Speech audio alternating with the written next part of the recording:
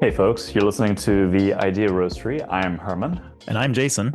So today we're gonna try something a little bit new. We're gonna have a Idea Roastery book club. So we've both done our homework and we've both read the book in question. The book is Slow Productivity by Cal Newport, as you put it, the OG productivity guru. So tell me, Jason, what are your first impressions of the book? Yeah, I think the first impressions I had was obviously the reason I'm reading it is to try and improve the different ways that I'm actually accomplishing work. I think I've identified it in myself that I have this tendency to sort of overwork in certain cases, and I have this like burnout or like slow down, and there's like very lots of variability in sort of the quantity of work that I've been doing. And so a lot of it has just been about like how am I going to apply or how am I going to improve that? I think the first thing is also that it's obviously very tailored to specifically a certain type of work. And I think in slow productivity, they do make that case is that there are obviously certain types of work where you just can't take such a big picture view of your work.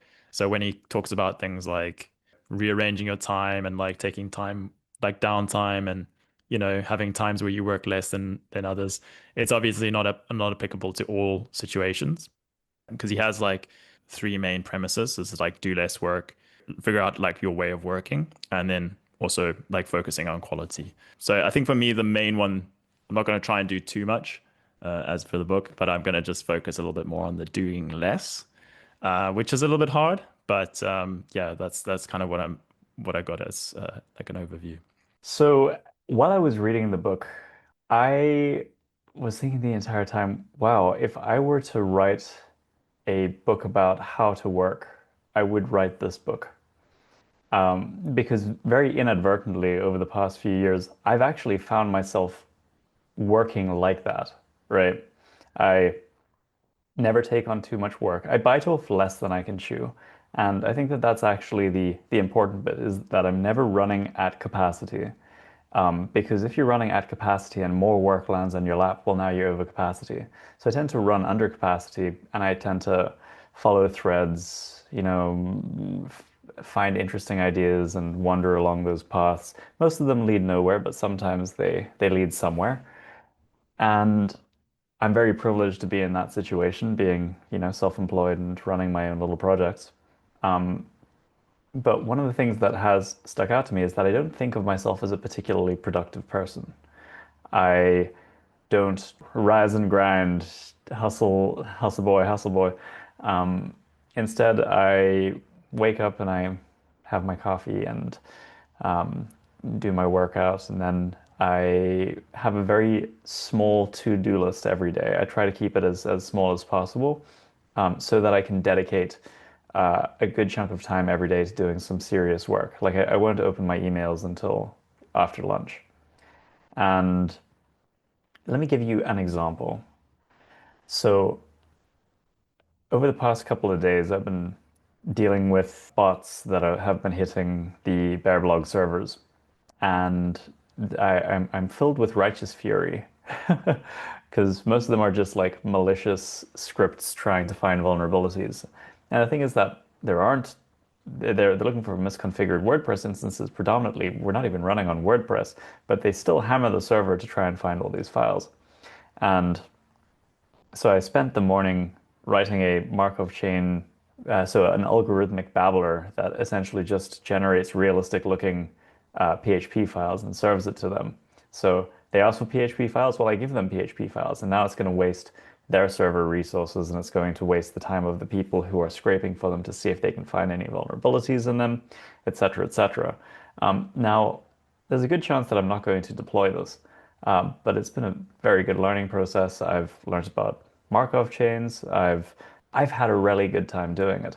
Now, most of the things that I work on tend to be like this, or tend to start out like this. I'll have an idea and I'll wander down that path and I'll see if there's anything interesting lying around over here. And if there is, then I will work on it more. And if there isn't, I'll say like that was an interesting learning experience and off I go. And so people, well, I don't necessarily think of myself as a particularly productive person. In aggregate, I am. I have, two or three profitable and successful little companies or projects. I do a lot of different things. I, you know, lift, I make leather stuff, I da da da da da. And it is why this book resonated so much with me, is because I kind of, again, like that's the advice that I would give people is do fewer things, work at a humane pace, focus on producing quality in whatever it is that you're doing. And all of this can be done without, harming yourself and your relationships by being just like a hardcore worker bee. One of the ideas, I guess, is like his context is that he's working within like a research environment, which obviously involves a lot of like deep diving into specific topics, and there's a lot of emphasis on like writing papers. And especially when I was l listening to deep work, I was thinking like, okay, yeah, maybe it applies to someone who's like an individual contributor, as in like they're relying on themselves for the work that they are doing. Where what didn't click for me is like maybe if you're like potentially a people manager, especially when it's like remove all meetings and all of that kind of stuff, it's like, okay, you can create some of these systems that you don't have to maybe interact too much. But I found that sort of like reclusiveness in the way that he described that sort of productivity mindset maybe didn't apply to someone who might be doing like a management or leadership kind of role. Um, so I thought that was a bit interesting. But the other thing I was thinking about, as you said, that is, what is it that is going to be your master, or what are you going to become a master at? Because I think in the research sense is obviously to become like the best in that field. So do you see yourself as like being a master in creating like software products, or what is your like? Because you mentioned like missions. Like, do you have those missions, or have you thought about what those missions might be? Not necessarily. I think I like to focus very deeply on what it is that I'm working on right now. So, like, for example, I have two main projects: is Just Sketch Me and Bear. Just Sketch Me is kind of sitting on the back burner and has been for the last year. And Bear is where I'm dedicating all of my working hours and time. And I tend not to switch between these two. Like I tend to not do anything but like answer the emails for Just Sketch Me right now. It's not an active development. I'm not even trying to market it. It's just hanging out over there. And then all of my energy is directed towards making Bear into a really delightful place to be, and nurturing both the software product and the community. At some other point, I might shift my focus to be specifically on building features, or it would be specifically on, nurturing the community. Right now, it's specifically on stability and making sure that bots don't, topple the server. And like as I do that, I do have that directionality in mind is I'm not going to work on features and also work on following a muse on how to deal with bots and also, spend time trying to, I don't know, get onto podcasts to spread the good word or anything like that. Is like I'm doing one of them at a time. And I find that that is both good for my soul, but it also means that I can do reasonably quality work. Hmm.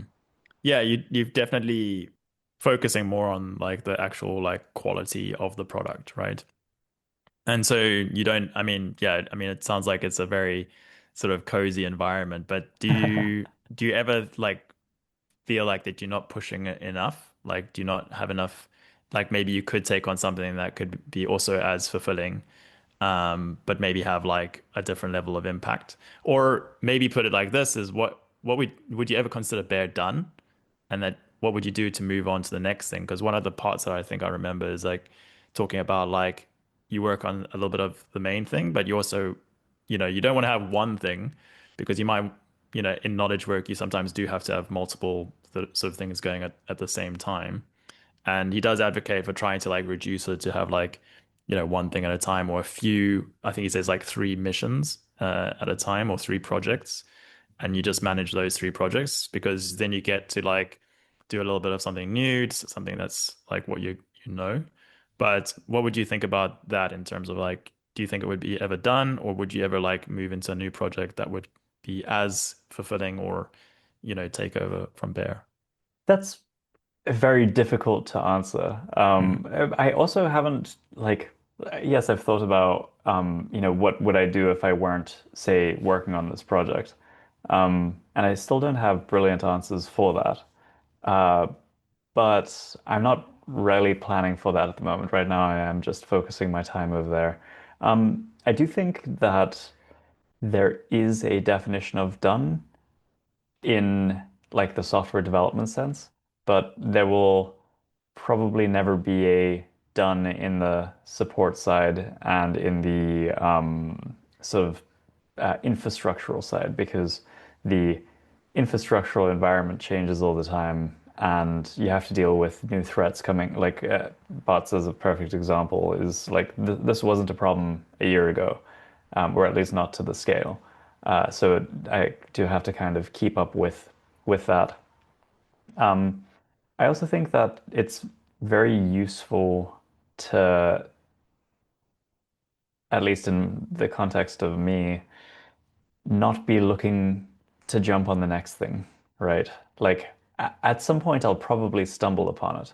And that's kind of how it has progressed for me previously is like I'll be working on this and then I'll shift sort of gradually into this other thing and then I'll shift into this other thing. But I'm not explicitly like looking for this other thing to shift into. And I also really like what I do right now. So I'm pretty content. And I'll go even further than old Cal Newport over there and say that like focusing on more than two projects is actually too much. I'm advocating for like one thing at a time, or at least on a daily basis.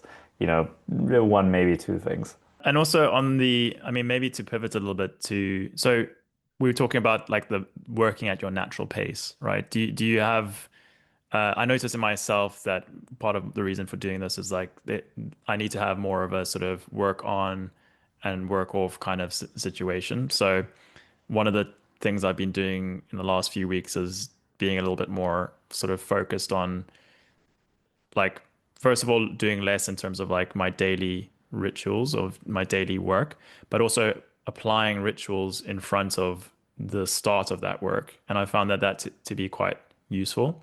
As in like, I've now got this practice where I write my diary or like I write my like notebooks, but I've got like a sort of checkbox of like, did I go to the gym? Like what time did I get in? Like this kind of thing. And then it's usually that. And then I do my like writing where I write 2 pages. Then I go into like Trello board and I check like what I'm going to do today. And I found like just doing that like sort of ritual got me into that sort of mood to like work. And then also I've kind of one of the other sides is like don't be too hard on yourself when you don't accomplish like a lot because you start to beat yourself up. And I realized like I was trying to push for like 40-hour work weeks, but even just going down to like 4 hours, like can I accomplish 4 hours of focus? And then over time that develops because I started last week or the week before, and now this week I'm finding that I'm already starting to kind of push towards 5 hours in terms of like my propensity to concentrate. Do you have any like do you have any rituals like that that you make use of? And also, do you find like you have like a sort of fluctuating amount of productivity as like, do you take like 2 months where you're just like thinking about what's next, or is it more just constant? So I'm actually very similar to you in how I start my day is when I sit down at my computer, I make a to-do list for the day. It's just a text file. I put the date, and then it's little check boxes, and it tends to be pretty short. Um, I start with the things that I need to do every day, answer my emails. Um, I've also been learning a couple of things with some flashcards on Anki, so do that. Um, and then it is the thing or two things that I'm focusing on for the day. So let's take, for instance, I'll say like, you know, investigate this, fix this, build out this feature, etc., etc. And I tend to put a task that is doable in one day. So if it is a larger task, I say like, what is it that I can do today to go towards that larger task, and I put that thing on there, and then I put, my other things that I just need to remember to do. Like, let's see what my task list today says. Uh, Upgrade internet because I want to speed up my internet connection. I'm currently on 50 megabits, and I want to go to 100 megabits. Um, and then query transaction. I got a bank transaction this morning that I don't recognize, and I need to phone them up and just make sure that it's legitimate. And then that's pretty much it. Now, uh, I tend to have good work for about 4 or 5 hours as well. Sometimes more. If I have a task that I've really dug my teeth into, I can work the entire day, right? But most days, I'll probably work for 4 or 5 hours as well. And so after lunch, I'll then just be doing ancillary tasks and following up on emails and working on GitHub issues.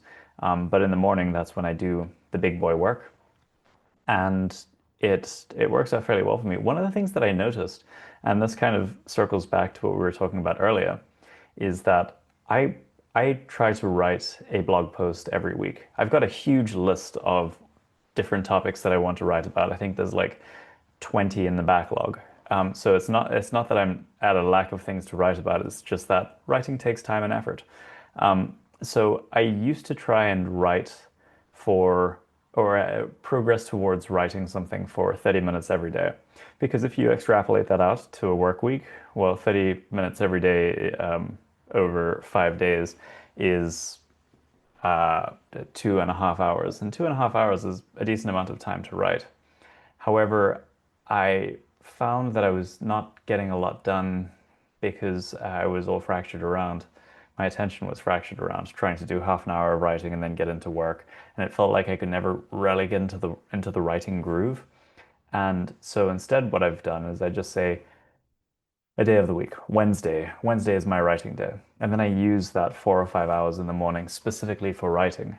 And this allows me to think about it, to write a bit of a rough draft, to do a bit of research, to spend the time to get completely engrossed and involved in the task instead of trying to stick it in the morning before my other tasks of the day and then having to deal with that context switching.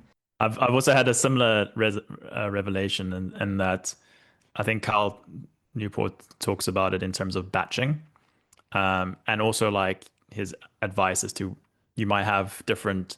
You've got like missions, which are like things that will take lots of work to get to. They might be ongoing. Then you've got like projects, and you've got like maybe two or three that are ongoing at the same time. And then you want to sort of batch them up so that you're only doing one project per day if you can, right? So I've found this with like creating YouTube videos where I was like, okay, I'm going to try and create a YouTube video every week. Um, and what I found is that the sort of act of like setting up my equipment and like getting everything together and then like, you know, recording and then like editing, all of that takes like quite a bit of time in the week. So what I've rather decided to do is I'll do all of my recording maybe for 2 episodes in like one day, and then I can kind of really focus in on that one sort of area, and then I'll publish them like one this week and then next week. So it kind of feels it's still got the consistency that you require to, that's beneficial for YouTube, but I don't have to like, sort of spend so much time specifically trying to coordinate around this thing, which kind of takes up quite a lot of time. Mhm. Yeah, completely, completely. And do you find that if you manage to get your 4 or 5 hours of the day done, do you find that you feel like you're not working enough, or do you feel like that was satisfying that I got stuff done? I think there's like, yeah, I think because I'm a little bit ambitious, I feel like I still have this tendency to work harder. And I think it's also, it might because of another book or a couple of books that I read, which were like, I think 4,000 weeks and like Die with Zero, like those kind of books where it's like, basically you might die tomorrow, so you've got like no time. So I think in that sense, it kind of, maybe that's why I pushed into that kind of mentality of like overworking. But also, I think what I realize is like when you don't have like a consistent form of income, like just the act of trying to like make enough income for the month can push you into this like I need to work every hour of the day that I can. And I just noticed that yeah, it does definitely leads to sort of times where I'll just like waste a lot of time on like social media or something like that, where it's more just like I feel a bit tired or I'm just not. It might also just be because I'm not quite sort of satisfied with the way that I'm approaching a problem. And so taking time to kind of relax. But the other thing that is more on the relaxation side is that I want to try and incorporate is he mentions taking time to let your brain kind of be a little bit sort of all over the place because like to concentrate is like something that takes time to kind of get good at. And so maybe setting aside time, like I think yesterday I was working, I'd managed to get like a couple of hours in, but then there was one task I started where I was like, starting to check this and that and like go down a bit of a rabbit hole. And so maybe I need to set time aside to just let my brain kind of have that time to just go down rabbit holes. And that might, at least give me a little bit of an outlet, at least for a timed amount of time. So he recommends like, give yourself like an hour where you can say like, okay, you don't have anything planned. You can, if you want to check emails or if you want to like research this one topic that came to your mind, or if you want to do this, like you can do it. But like at the time you kind of stop and then you like go back into another sort of planned Mm. focus session. I'm sure that people who listen to this are so sick of me making exercise analogies by now. But I think that in the way that our brains work is, or the way that our brains require rest is the same as our muscles, is that like if I go to the gym and I work out incredibly hard, a good dedicated workout is I need to let that all relax. I need it to come down so that I can be fresh to do it again.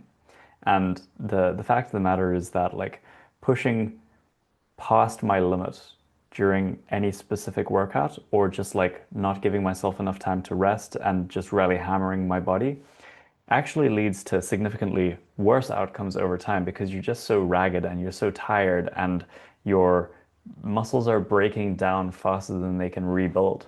And I think that that's very much a similar thing with the way our brains work, is that if we're working so hard all the time, we don't have the time to just like come down and think about things. And I know I've spoken in a couple of previous podcasts about how I don't really I don't use social media, but I don't consume a lot of media in my downtime because I feel like it's so exhausting for the brain. But what do you mean by media? Like, because it could be like articles on like Nature or something, or Yeah, even like, even that, hey, it's like so let's say for instance I'm doing a 8 hour day of work because I'm really concentrating hard on a thing. And then I go to the bathroom, and when I'm in the bathroom I like whip out my phone and I browse Hacker News and I read a couple of articles. mm, Like that's a context switch. But like everyone takes their phone to the bathroom with them, right? So now I've got a context switch by going to the bathroom for 5 minutes. Now I come back and I need a context switch back into work mode. And then, when I go and I make myself some lunch, maybe I'll, like browse Hacker News again or whatever. And especially with like the more addictive of the social medias, they're just happening all the time. All the in-between moments that we used to just sit and take a couple of breaths is they're gone, and so then at the end of the day, you finish up your work and then you transfer over to the TV and then you like watch a couple of YouTube videos, and so your brain is just like ingesting all of this content all the time, and then you like read a book before going to sleep. Your brain hasn't rested, right? So then you sleep and you wake up in the morning, you're like, why am I so tired? It's because, what you really need is you like need a walk in the park. yeah, exactly. I can't remember if it's Slow Productivity or Deep Work where he talks about like the tools of a craftsman. Like, so it's more like you kind of identify what it is that you want to accomplish, and it could be, I mean, you obviously have to have some sort of like goal. So in his case, I guess it's like, papers written, tenure or whatever, reviews. But what activities are going to contribute to that goal? And you got to think of them almost like a tool that a craftsman would use. Like if you wanted to, become really good at, you know, low level programming, which I've been trying to do recently. I'm trying to get back into like C++ plus plus and C and CUDA and all this kind of stuff. It's like what tools are available to help you to achieve that. And if you were a craftsman, you'd pick like the best tools for that purpose, right? You wouldn't, and so if you think about it in that framework, like social media kind of doesn't really, or the way you use social media doesn't really play a part. And when I read that, I was also thinking, okay, well, yeah, sure, you're obviously quite anti-social media, but there are cases, I guess, if you're like a reporter, or you like your job relies on like more fresh knowledge, then maybe you do need to factor that in as one of your tools. But like thinking of it like that, like I want to be good at like creating a business, or I want to be good at like, delivering for my clients. Like, and so in order to get that, I need to spend time, researching the latest in cloud, or I need to spend time this.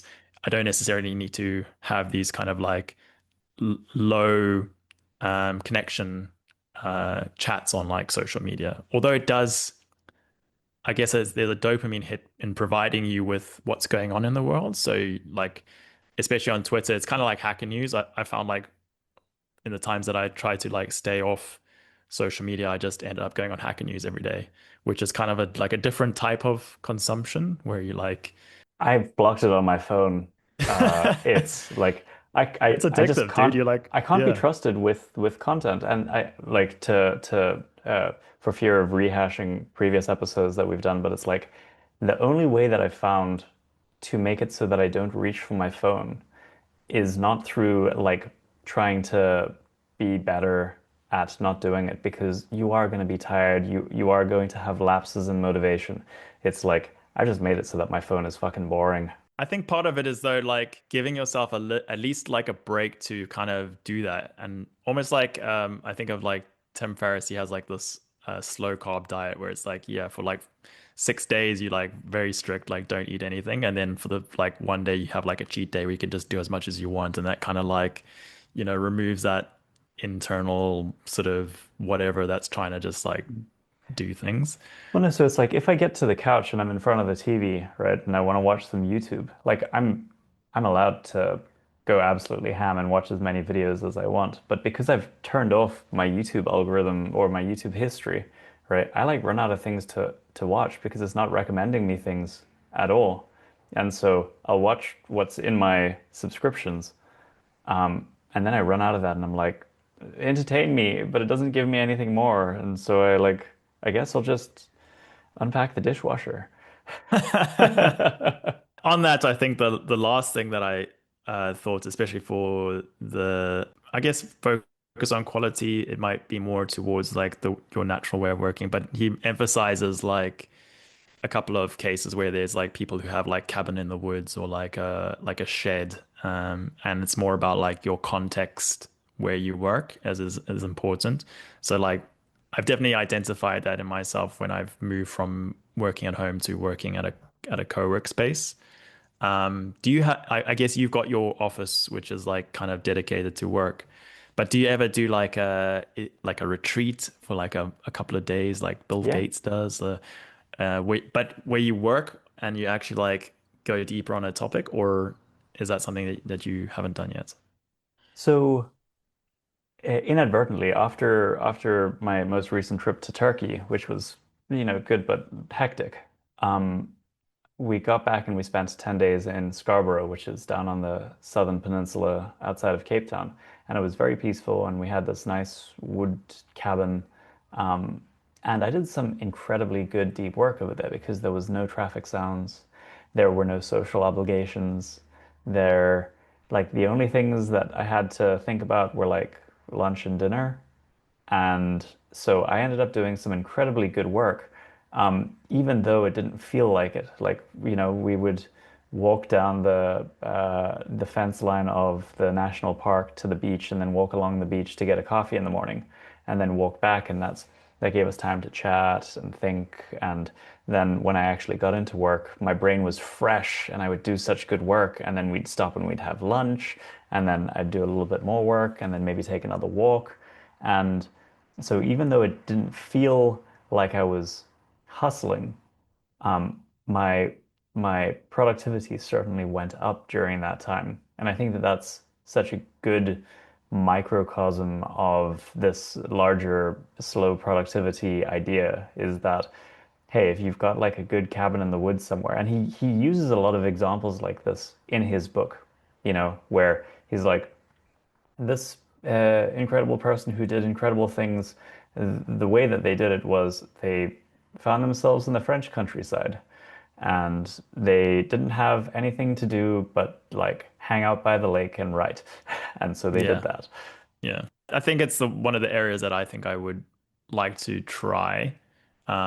Like despite the day to day, I think like I've got this idea of like doing these kind of like 1 week retreats, but working, going off grid and stuff like that. I think they call it monk mode in the traditional social media sense.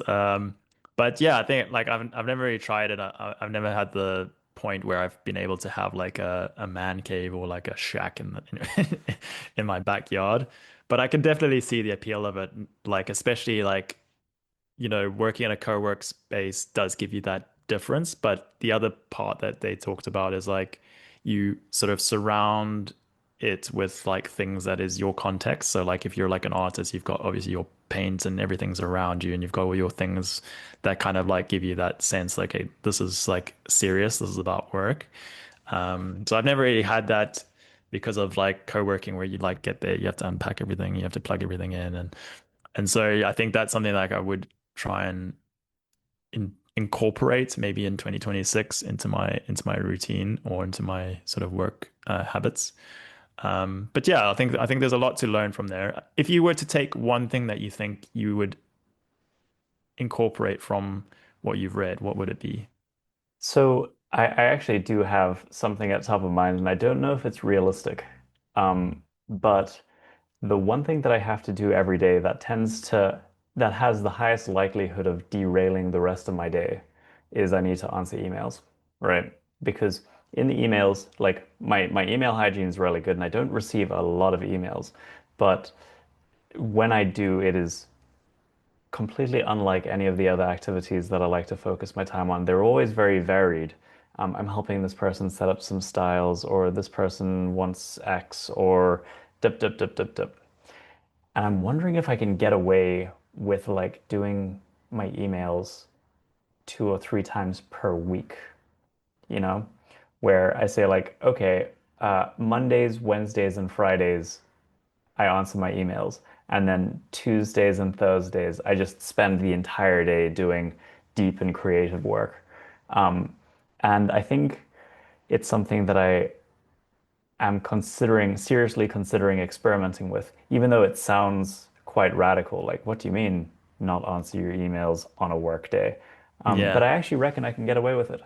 I think maybe like going back into deep work, they like one of the things that he does mention as like the whole reason for it is because of like email interruptions, right? I think this when he wrote deep work, I think it was maybe a little bit before Slack was even a thing, right? So at that time it was, and I think one of the practices he mentioned is like just make yourself. So there's the one extreme where you just make yourself like completely offline, where you're inaccessible to anybody, or he says like make it harder to reach you. So you like, he mentions one guy who's like, you get an email and they send you back saying, hey, here's like the top FAQs, or like here's the best person who might be able to help you with this, or you can go read this forum that we've got on this particular topic.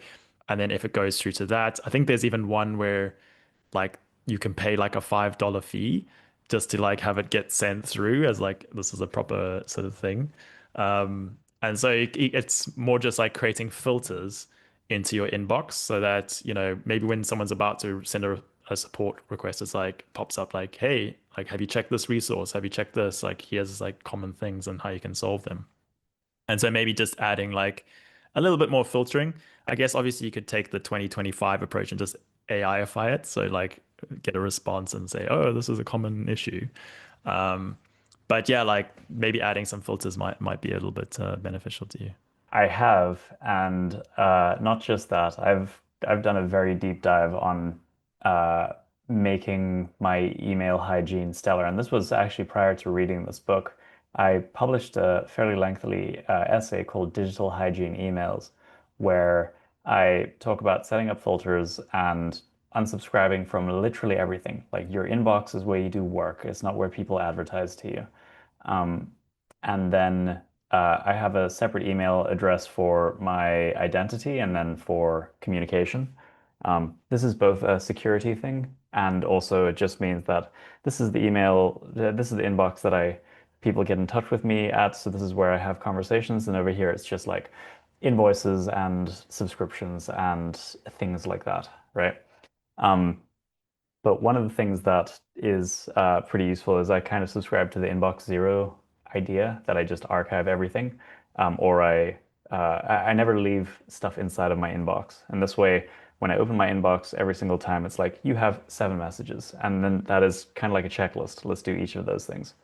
Um, I don't really like the idea of AI-ifying my inbox, um, so we'll see. I think there's ways to do it for like common themes, and obviously you can put like checks to say like, okay, don't send anything. I'll just want to review it. But I think at some point, for super common things, at least like he also mentions about this practice of like you don't just like respond like, hey, like, can you give me more details? But you like give me more details, and if it's this, then go here, and like kind of like building up more information and basically making the other person work a little bit harder rather than just getting them to like ping you a message, which I think is especially with support. And also, I can identify in the business context. I've had a few of these like in Amazon, there's like this question mark email. So like if something goes wrong and like Jeffy B sees something bad, he'll just send a question mark email, and that like everyone has to like rush to like sort things out. And so I can see that there's a context where like the act of sending an email is just super easy, but the work it generates is like really the problem. So in order to counter that, here's what I've done is I removed my email address from everywhere except for on my contact page. And in order to get to my email on my contact page, you first have to scroll past a big picture of me smiling, right? Just to remind people that I'm a human being and that they're going to be taking up some of my time. And then I start off by saying like, hey, this is my contact page. If you are looking for information on X and Y, you can find it here and here. And then I put down some parameters. I'm generally online between 9 and 5 weekdays UTC, right? Just to let people know that I'm not going to answer their questions immediately. Then, if you need anything else, uh, here's my email address. And then I explicitly don't have a email address that you can click. And it doesn't even have an at sign. It has like the brackets and the at. So people have to actively go and type Herman at da, da, da, da, da. Um, so this way, they have to really want to email me to email me. And I actually do really enjoy it when people do email me. I just don't like low effort emails. Yeah. Yeah. Awesome, dude. This has been good. I think we're heading to time. I guess the last thing I would say to people who are listening is if you want us to review another book, there's actually a form in the description. So if you want to check that out, and maybe next time we can talk about a different type of book in our book corner, I guess we'd call it. Or, Yeah, little yeah, little Idea Roastery book corner. I'll take it. exactly. Cheers. Ciao.